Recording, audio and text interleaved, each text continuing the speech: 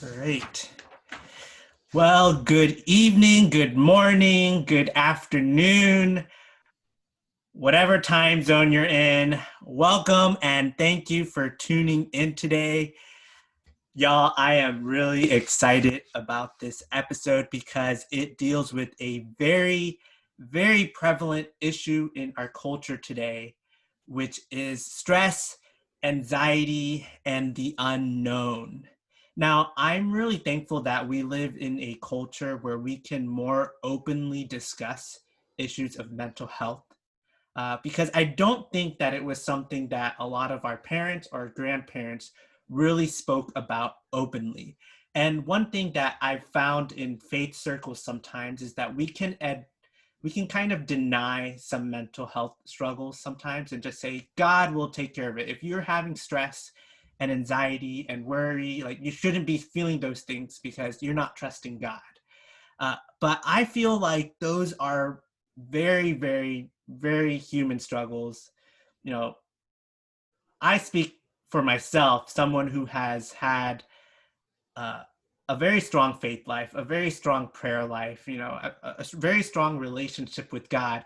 It's not so much about avoiding anxiety and stress. I feel like that's inevitable. Like stress and anxiety are inevitable parts of life.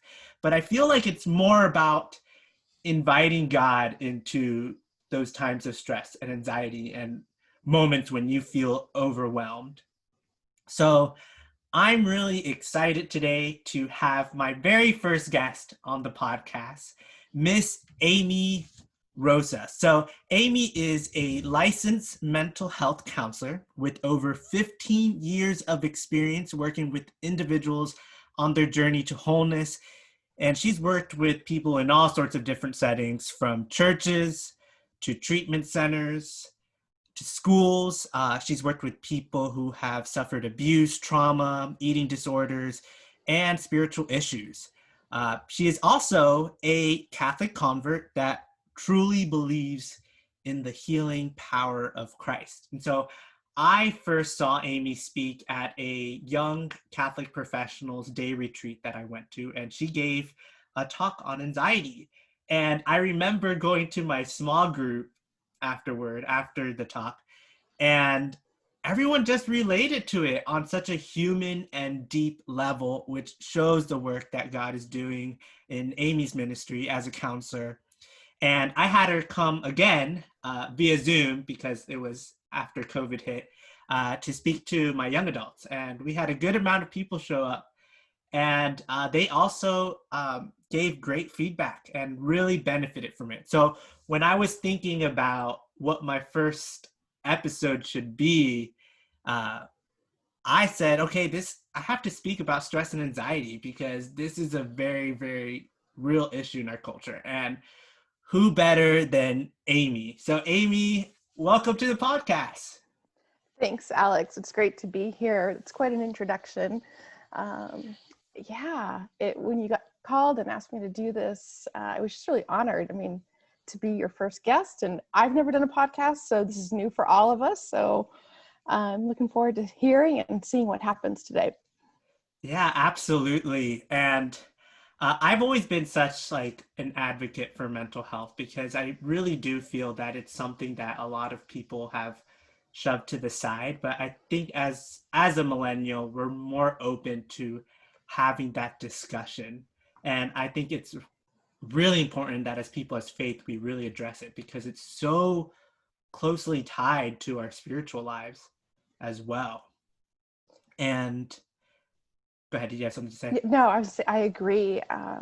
It's part of us. It's not, we are whole people, mind, body, and spirit. And to separate that off or to keep that hidden goes against our design. We live in a fallen world. We're broken, and we need to be able to address these issues, talk about these issues, and know that there is not any shame in that.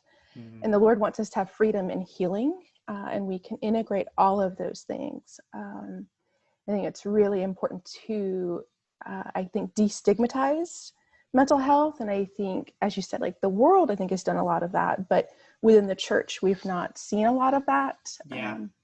I think our younger priests who have been recently in their formation. It is Yeah. part of the dialogue. Yeah. So it's entering more into, even in homilies, and our priests are talking about it. So I'm grateful for that.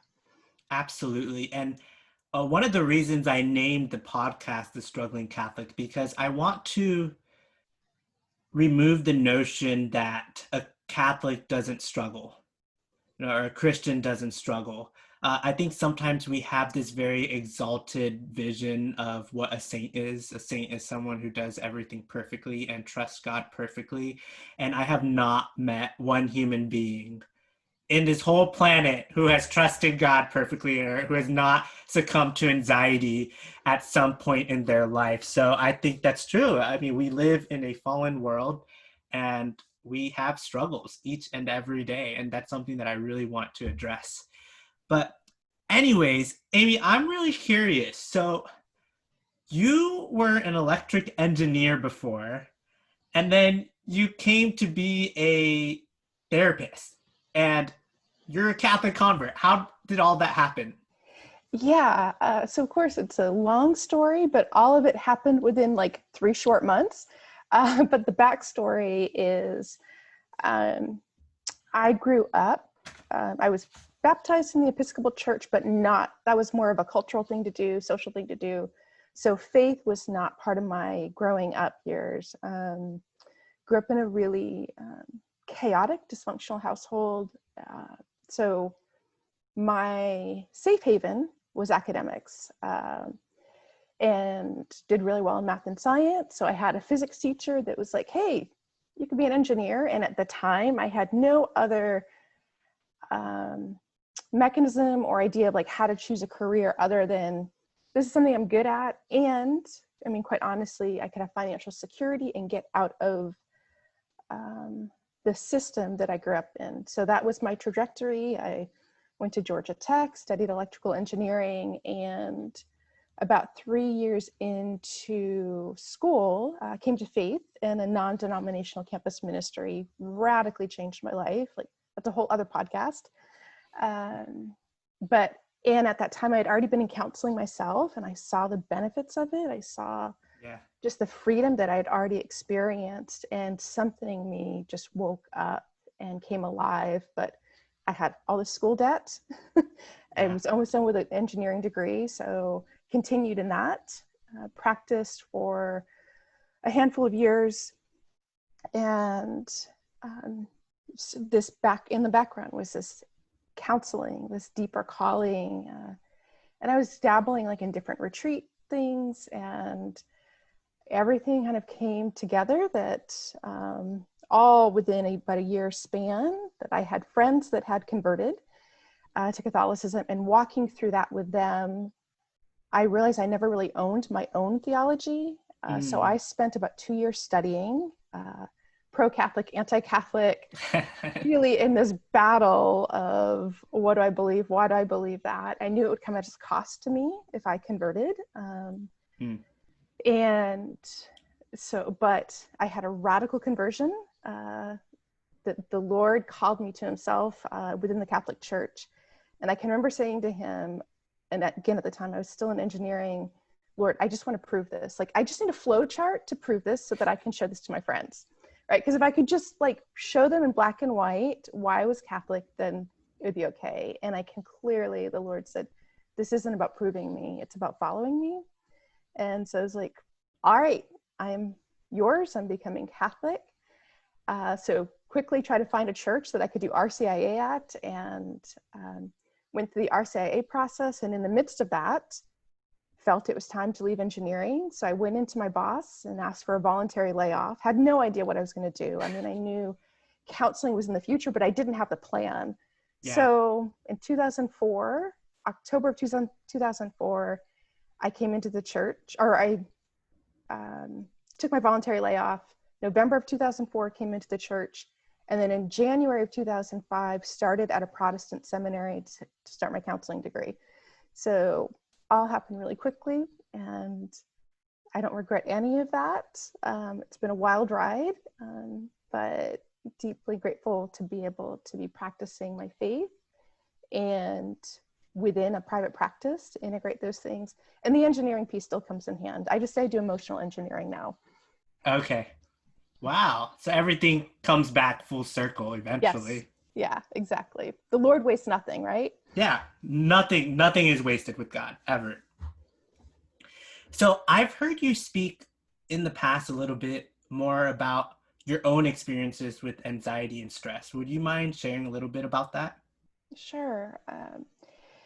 I think anxiety, we can be predisposed to it. We just biologically, it can come in from just the ways like our environments. And as I said, I grew up in a really chaotic household. And I remember even from a young child being really anxious, and that looked like having tummy aches and struggling going to school and things like that, and just fear. And it was always just part of my story.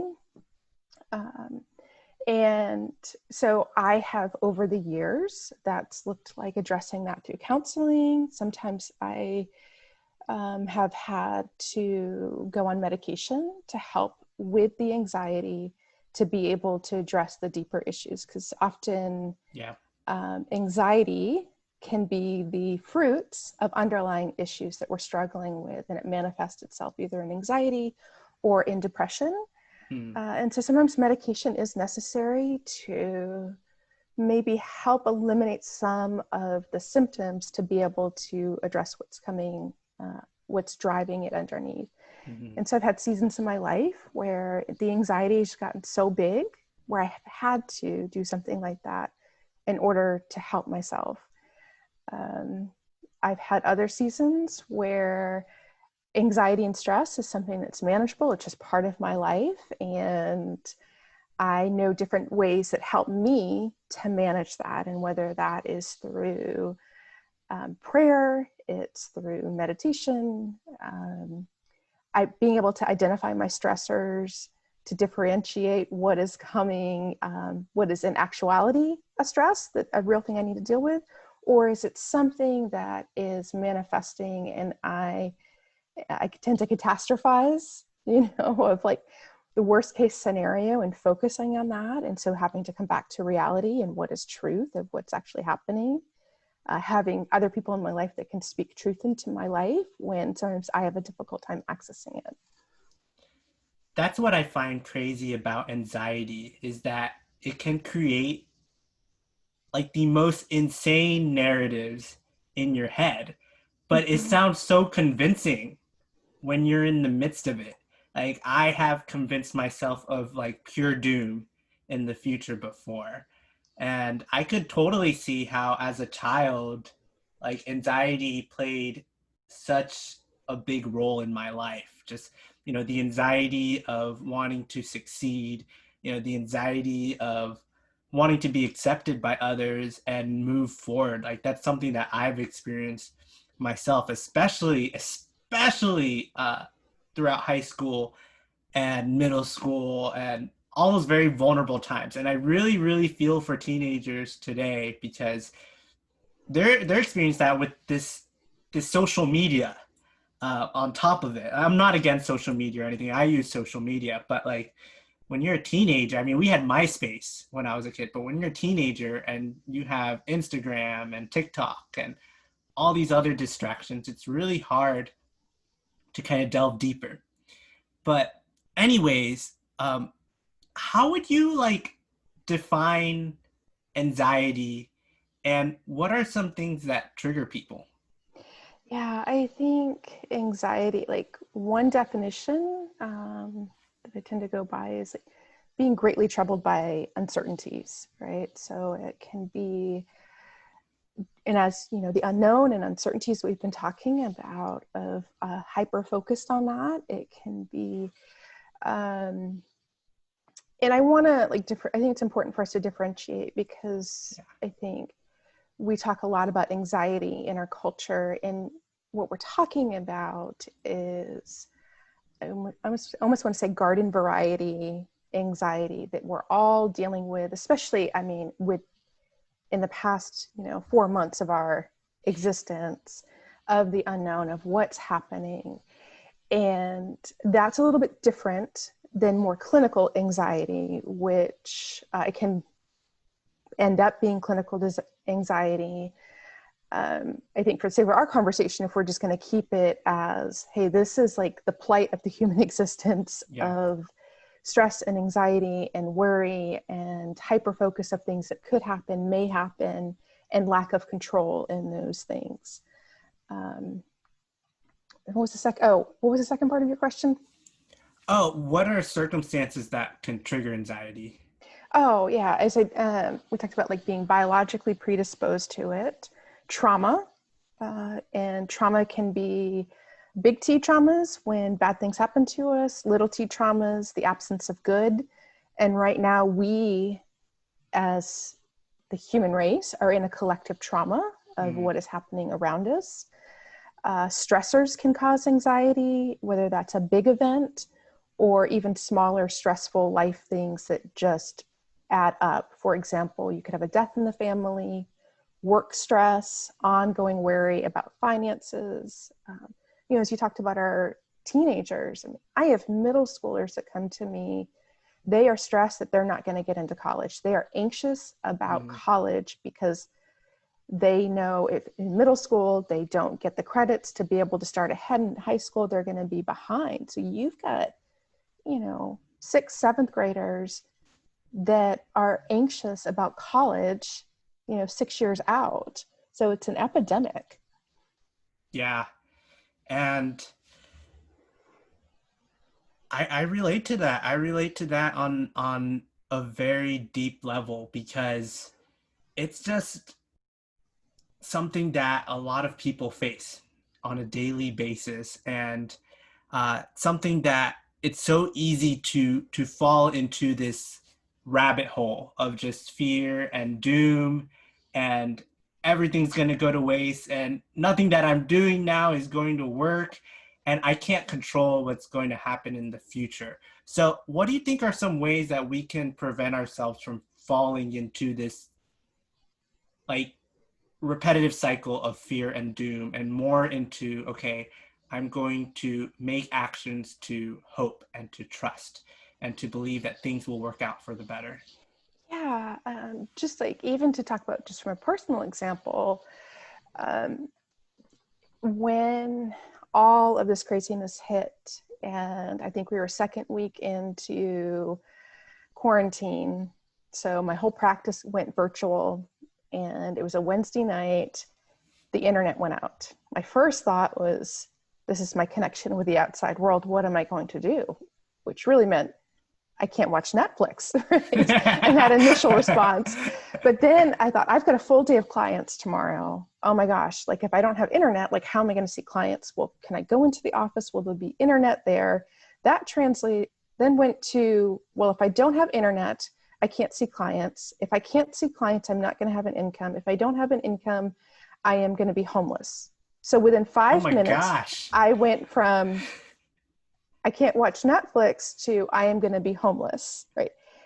And I knew what was happening. I know my own story well enough that that's the catastrophic thinking where I go, but it was so hard to get off that train. So I could have turned on myself in contempt. Like, what is wrong with you? You should know better. You teach everybody about this. You talk to everybody about anxiety. You speak on it. Yeah. Get it together.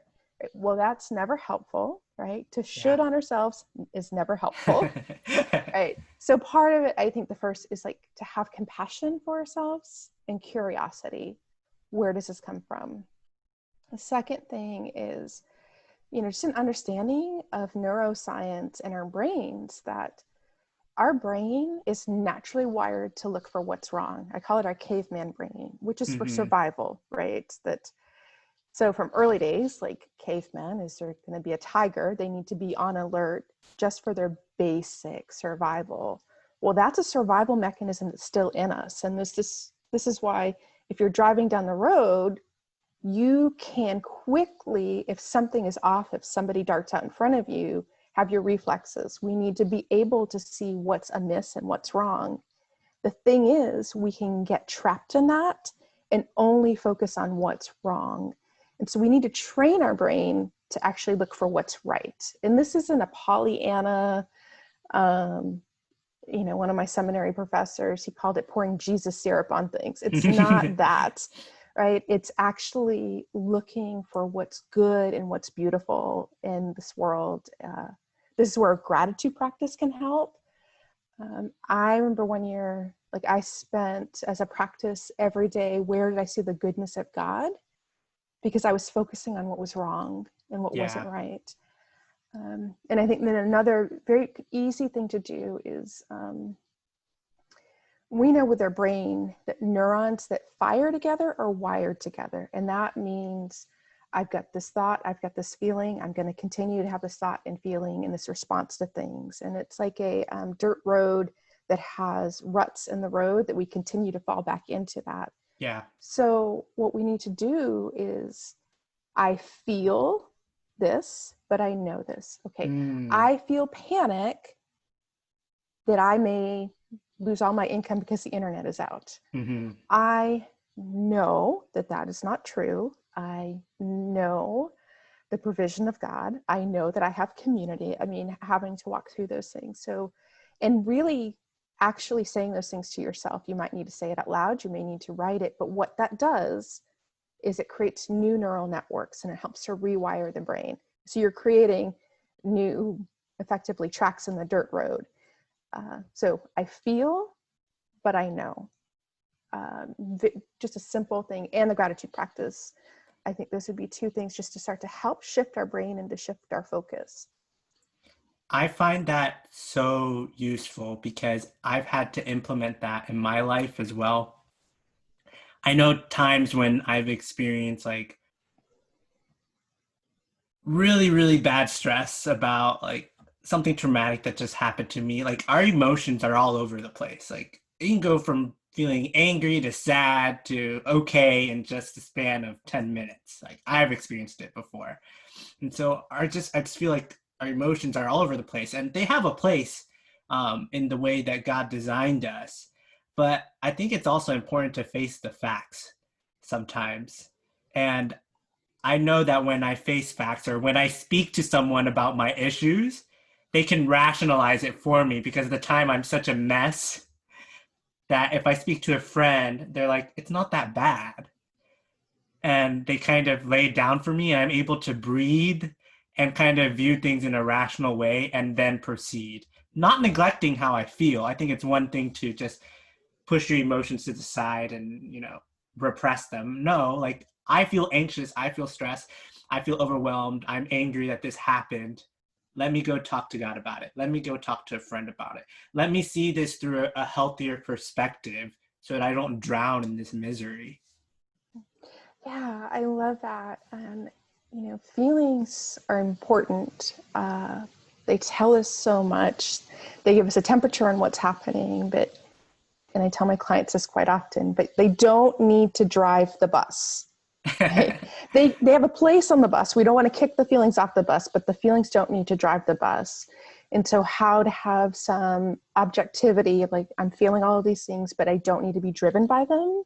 Sometimes we need other people to help us in that. Sometimes it's just a slowing down, grounding ourselves. And the other thing is to not be afraid of our feelings, right? The Lord is not afraid of our messy, extreme, big feelings. I think all of it is just to have some perspective in that. And again, that posture of curiosity and compassion of where is this coming from? Now, none of us have done this perfectly. Like I've fallen into the rabbit hole of misery and getting caught up in my feelings and all those things. And I know I've had some really unhealthy ways of dealing with anxiety before, whether it's, binging on Netflix or, spending too much time online. For other people, it could be overeating. I usually find that it's some sort of like excess of a physical consolation of some sort. Like, what have you seen are some unhealthy ways that people deal with stress and anxiety in their lives? Yeah, I think everything you just said, like maladaptive coping mechanisms. Yeah. And that looks like numbing, avoiding, through substances.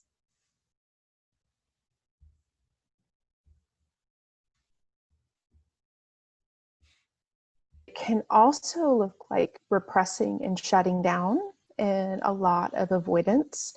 And so this might look like somebody saying, no, I'm fine, nothing's bothering me, but they're not sleeping, right? Because that's when everything starts to catch up with them that they're not addressing during the day. Or they're having all these symptoms in their body because they're not addressing and actually connecting to, this is really what's going on in my life. So I think it's in numerous ways that we can find to avoid and check out. We're very, very creative when it comes to avoiding pain. Yeah. Yeah, it's so easy to just get distracted and not really face the issues head on. Mm-hmm. Which is why I think it's so important to invite God into those things. And we'll talk a little bit more about that later, but like to know that we're not alone in dealing with the waves and the complexity of our interior lives, of our emotions, of the war that wages in our mind sometimes. Like God can enter into those experiences and give us a new perspective. Not necessarily going to destroy the obstacles before us per se, but like he will give us like a redemptive experience and we can come out stronger on the other side, but that does not mean that we avoid the suffering or the pain. Exactly. Yeah.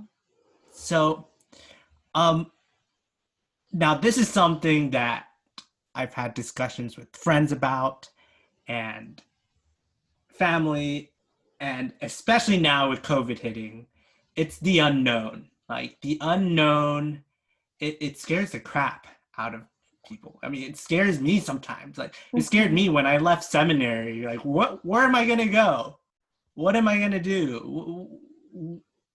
What future do I have? I don't see how this is gonna work out. And so, what is it about the unknown that scares so many people and provokes this anxiety? Yeah, I think it's a lack of control. It's a trust issue. And I shouldn't say trust issue, that it is hard to trust what you can't see and what you don't know. And if your past experience, especially, tells you where maybe you've experienced harm, you have experienced great suffering and pain, Yeah. that's what you'll go back to. And it's hard to trust and believe that things will be okay. And here's the thing, I mean, we know we will have trouble in this world. Mm-hmm. Right?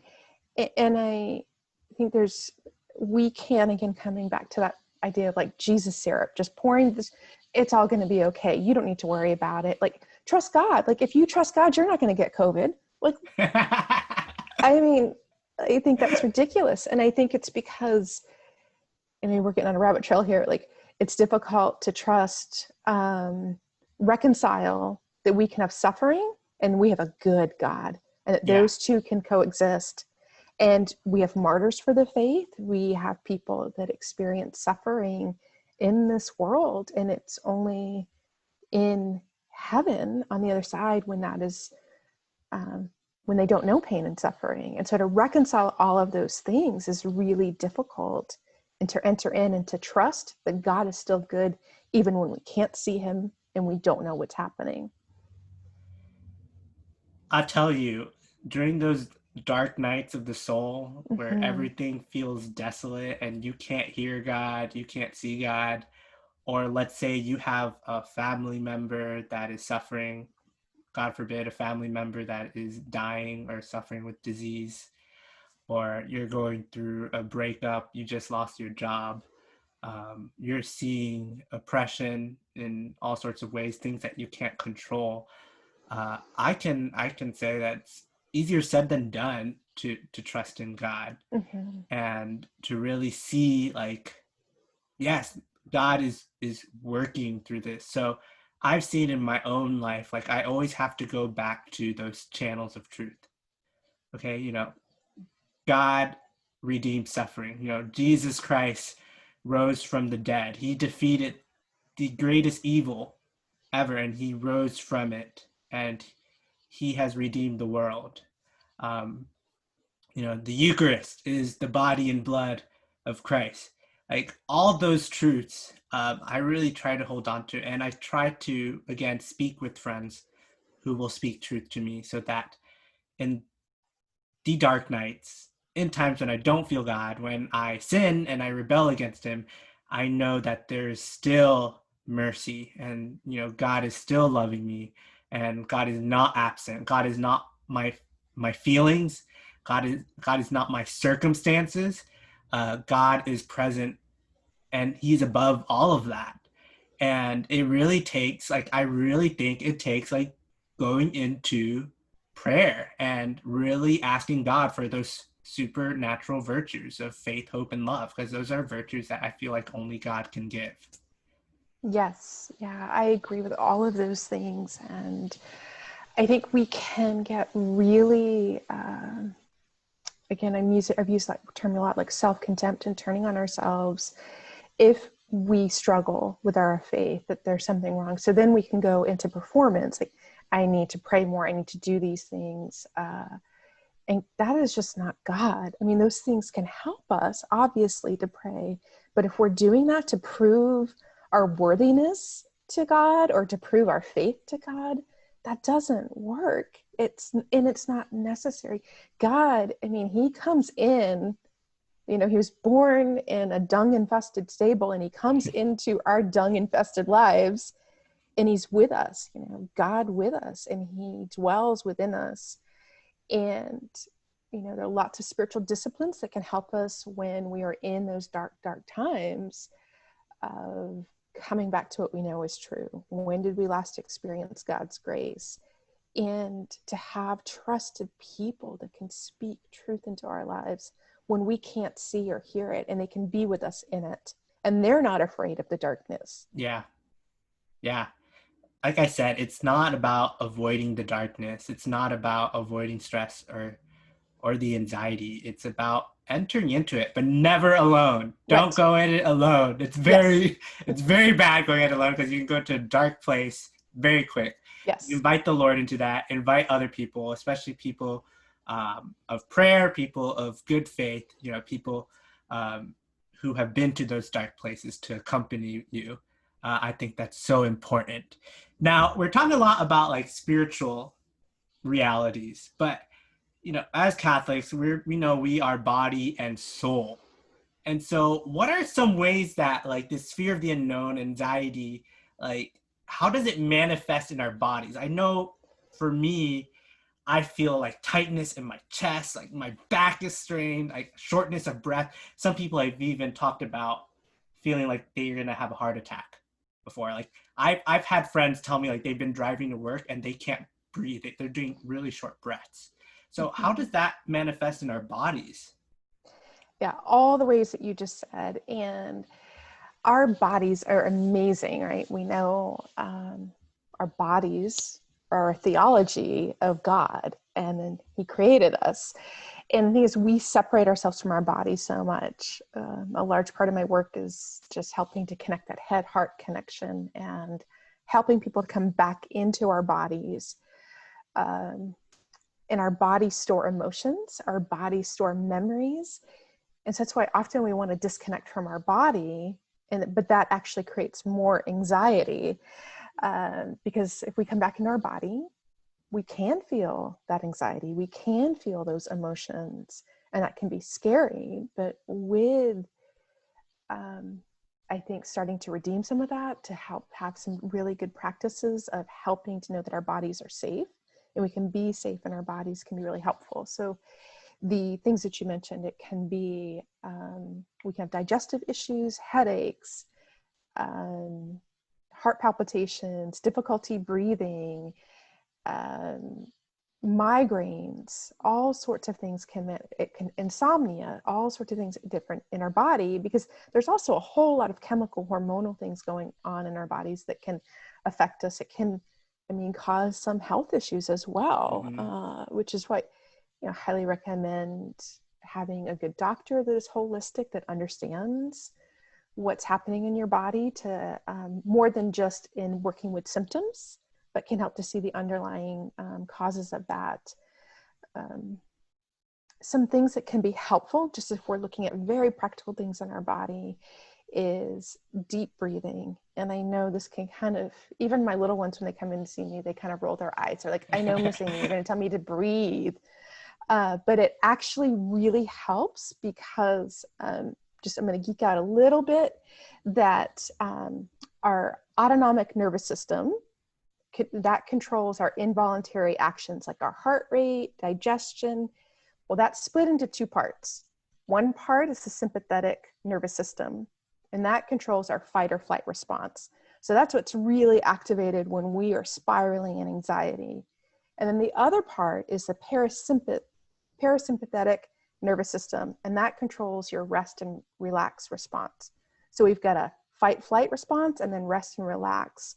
And here's the thing, they can't be turned on at the same time, which means if you activate one, the other will be suppressed. So if you're in that fight or flight response, it's hard to be in rest and relaxation response.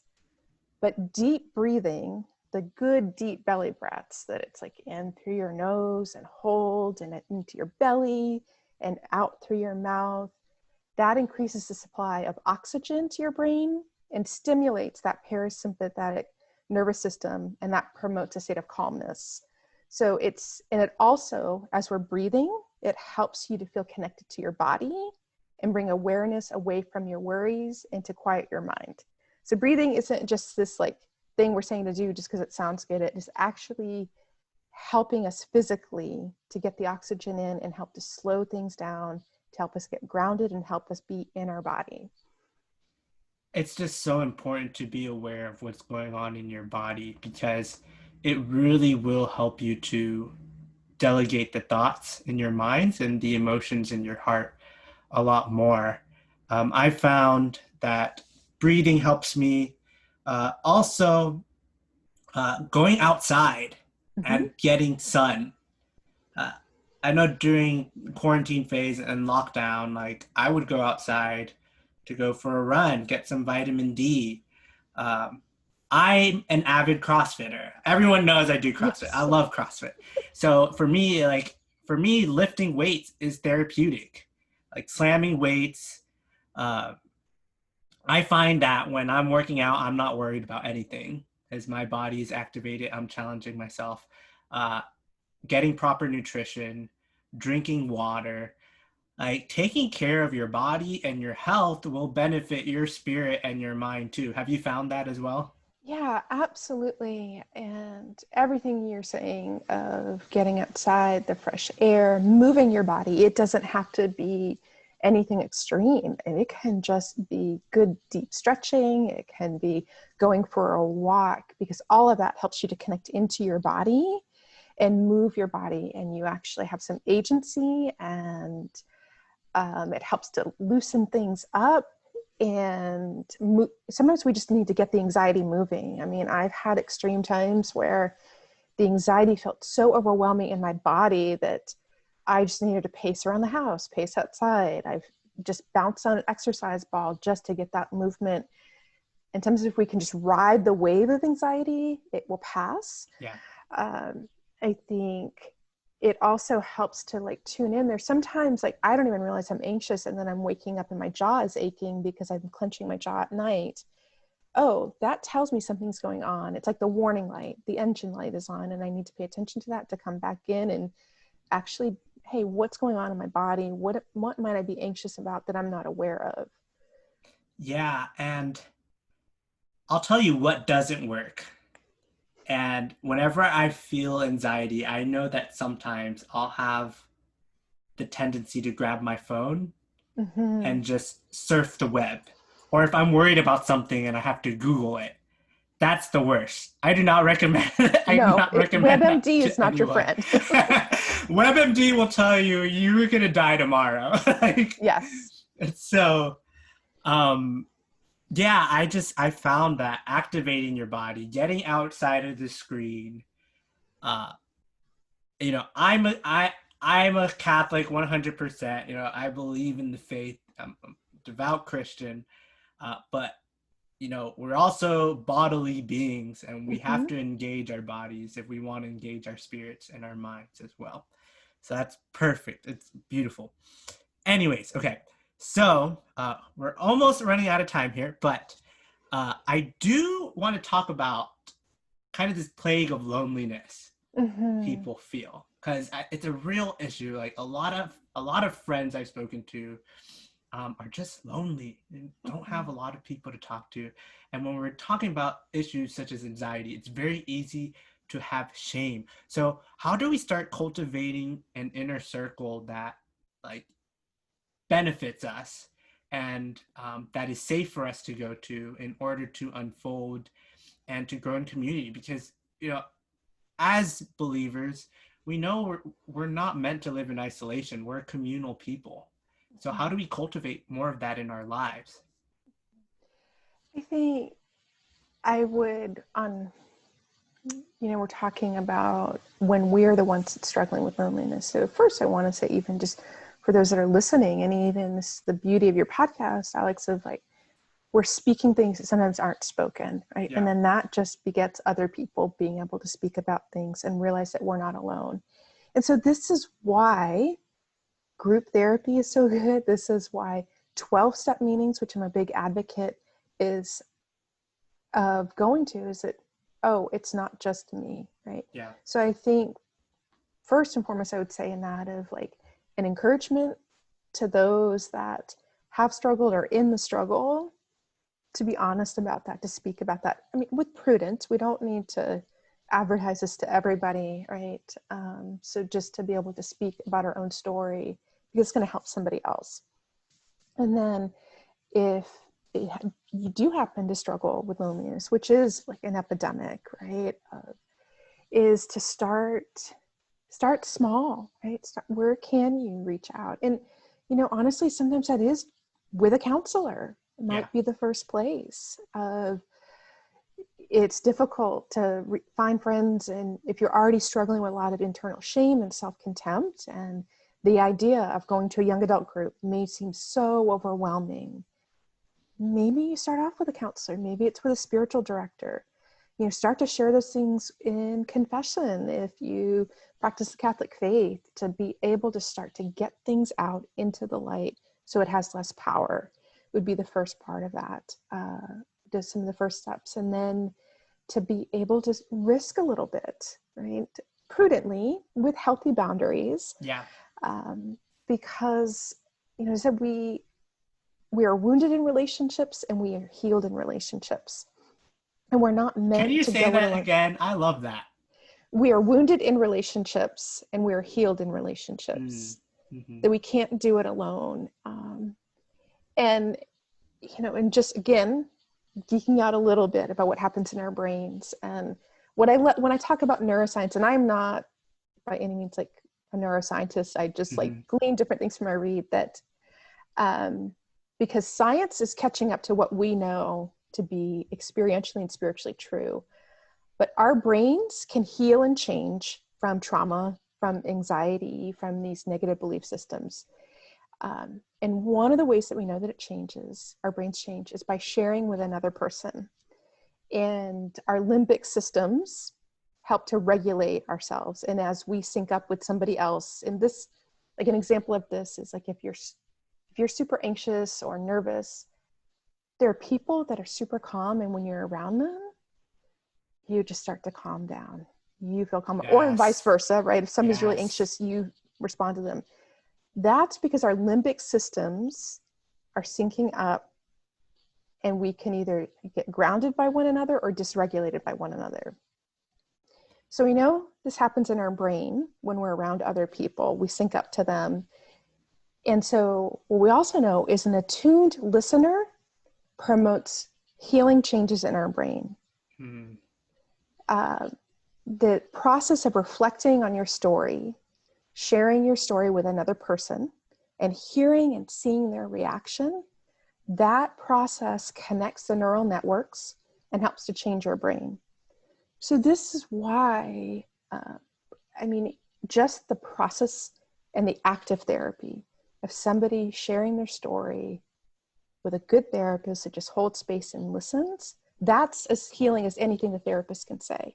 Mm. What this also means is a good confession heals our brain. Not only does it heal our soul and our spirit, there is something happening that is, as you share your story with your confessor, with the priest, he's hearing your story in persona Christi, responding to you. Yeah. It's also changing our brain. So, we started at start sharing your story when you can. Seek those out that you are finding and you're hearing their story resonates with you. Start small, because it's not just healing us emotionally, it can heal us spiritually and heal our brains to connect with others. Wow. I can reflect on that forever, forever, forever. I'm someone who, I'm an extrovert, so I'm a social butterfly. So my friends know that I've created a lot of intimate bonds, and I'm someone who really benefits from that sense of community. But it's just so incredible, like the power of being able to be received and loved from another person, and how Yeah. God works through that. It's really incredible, whether it's from your family or your friends, or just a priest or confess, any figure who receives you lovingly. It can make your day, and it can heal your soul, really. So thank you so much for sharing that. And it brings me to my next question, one of my last, is, as a counselor, what have you seen has been the benefit of being a person of faith? Like, what benefit does it have believing in God, especially when you have mental health struggles? I think it's where we aren't alone. It's a knowing, a deep knowing that we are not alone, and it's not just up to us. There is someone beyond me. And, there's a quote from St. Faustina that says, "A humble soul does not trust itself, but places all its confidence in God." A humble soul does not trust itself, but places all its confidence in God. And so this place of, I have a God, a good, benevolent God that loves me, and I am not alone in this. It's not just up to me. And and we see this even in 12-step work, right? Which the foundations, are Christian, and now they use the term higher power, but it's, step 2. We came to believe that a power greater than ourselves could restore us to sanity, right? We intrinsically know that we need someone, something, somebody outside of us to help us to know that we're not alone, to restore us to sanity, to restore us to as we were meant to be. So I think that is a key piece for me of, it's not just up to me, and that he is good. And he says that I am good. And my identity is in him as the beloved, and to come back to those places. And now, because of evil and because of sin and because of our woundedness, our identity can get marred, and the Lord's identity can get marred. It can mar the face of God, because that's what the evil one does. And so that's the beauty of prayer, of scripture, of meeting with a pastor, your priest, a therapist can help untwist and unmar, so we can properly see ourselves and properly see the face of God. I feel like I'm sitting here and I can just go into prayer right now, because it's just, I have found that in my own journey, spending time in adoration, spending time in silence, spending time reading spiritual books, knowing that I'm loved in all of my mess. And there have been times where I've believed it more than others, but uh, I'm loved in my mess, and I don't need to earn that love. But that God loves me even in my worst sin. That the Lord comes and He still intervenes.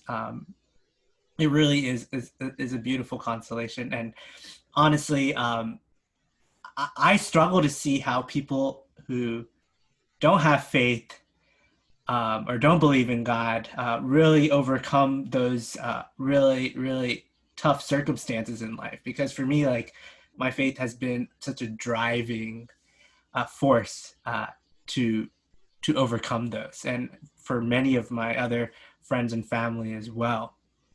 Um, Yeah, I agree. And I just, even from a healing profession, um, I, said in the intro, like I worked at a treatment center, and one of the reasons I left is like I could only go so far and help people so far, my human limitations, and without being able to have faith in God that I could introduce and talk to them about, it was really difficult. And I left, and I took a number of months off. And do I even continue in this field? Because I knew that I couldn't do this without God. And God help me if I do it without him, yeah. honestly. If I become the savior in the I mean, counseling you room. enter into some pretty dark territories with other people, I imagine. So, like, I Yes. feel like you really need God Yeah, because to God enter help, into that. literally, like, help me if I become the savior in that room. And so I'm very grateful I get to be in a Christian practice, and people come to me, they know that, and we can talk about those things. Wow. All right. So before wrapping up today, thank you so much, Amy, for your time, for being here, for talking about such a sensitive but important issue in our society today.